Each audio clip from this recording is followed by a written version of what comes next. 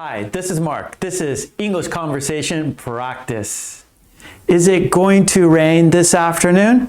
It probably won't. The sky looks clear, right? So it's likely not to happen, likely not to occur because the sky looks clear, but we're not 100% certain, are we? So we can never be 100% certain with the weather. No, we can't. So it's good to use probably. Substitution practice. So we're going to substitute different words into this pattern. The pattern, I'll probably go to the, and then we're going to use different words to complete the sentence.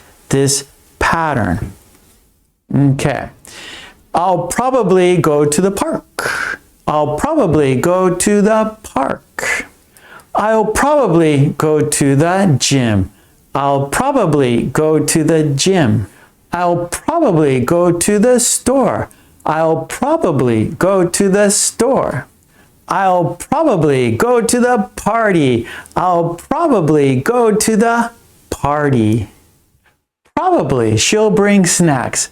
Probably she'll bring snacks. Probably she'll bring drinks. Probably she'll bring drinks. Probably she'll bring a friend. Probably she'll bring a friend. Probably she'll bring her dog. Probably she'll bring her dog.